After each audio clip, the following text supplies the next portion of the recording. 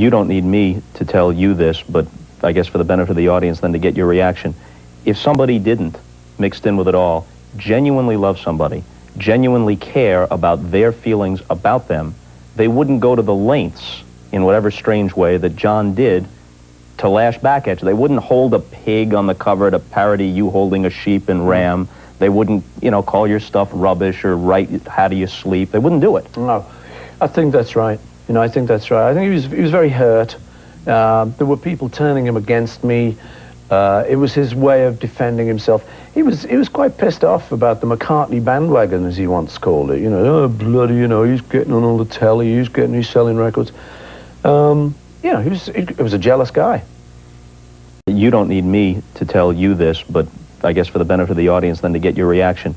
If somebody didn't, mixed in with, in whatever strange way, that John did to lash back at you, they wouldn't hold a pig on the cover to parody you holding a sheep and ram.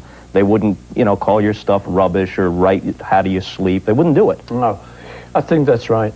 I think that's right. I think he was very hurt. There were people turning him against me. It was his way of it all.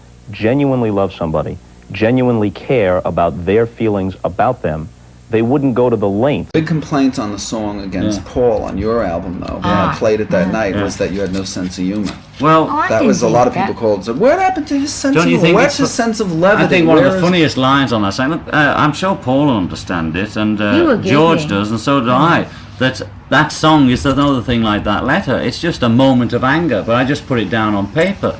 I'm also answering Paul's last album, which most of you, because he didn't hand out a lyric sheet, don't know what he was saying.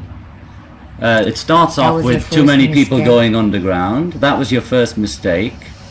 And the first mistake bit is referring to us and all the others. About you, isn't it? About you took your lucky break and broke it in two. Now, if that doesn't mean what it says, I don't know what. Also, the song ends, we believe that we can't be wrong. So I wrote a reciprocal song.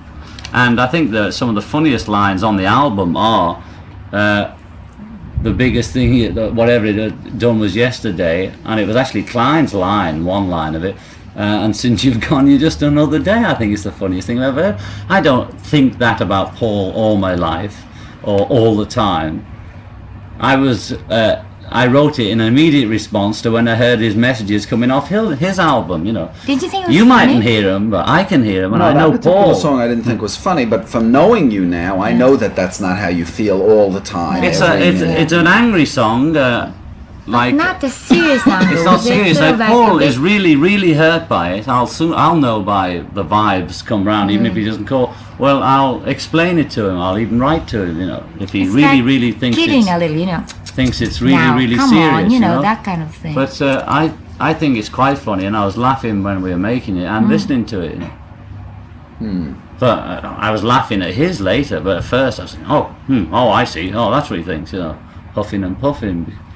That's the first thing I heard on his album was all this, And also, I think message. You see, John and Paul are very close to each other, and when they're doing the session and all that, they used to always sort of kid each other with pretty, sort of words that may sound harsh to other people objectively, you know what I mean?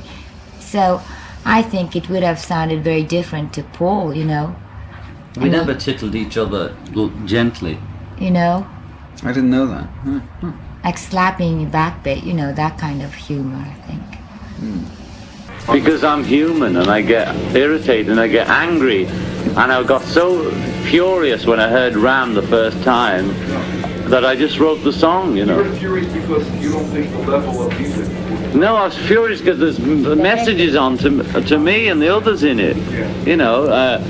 There are too many people. You made the first mistake. You made the first mistake. All those lines are directly to us. It ain't paranoia. It's directly to us. I think "Dear Friend" is it. But we met the other week and we decided to stop it all. Because we both had enough. Do you ever go back The four of us have. and regret? Including the wives. Yes, sorry. Do you ever regret writing the song now? No, I don't regret writing it. It's a beautiful song. Text the guitarist from Elephant's Memory saying, you're going to do How Do You Sleep, aren't you? I said, no, we won't do it on stage because although we'd enjoy it, I grew to the music, people are going to think it's just about Paul, and to me the bit about Paul is all gone. The day I wrote it was about Paul. When I was making the record, I was making a record. And so maybe I'll change the words and so that I can sing it on stage without it all being about Paul. We were both nervous, the four of us were nervous. You know, I haven't seen him for a long time. I spoke on the phone. It was all right, you know. It was I had a good rap with Linda, you know, from a female point of view. She's great. You don't need me to tell you this, but I guess for the benefit of the audience, then to get your reaction.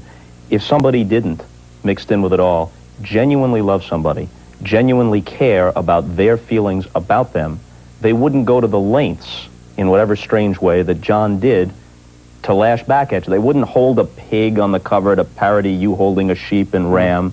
They wouldn't, you know, call your stuff rubbish or write "How do you sleep?" They wouldn't do it. No, I think that's right. You know, I think that's right. I think he was very hurt. There were people turning him against me. It was his way of defending himself. He was quite pissed off about the McCartney bandwagon, as he once called it. You know, oh bloody, you know, he's getting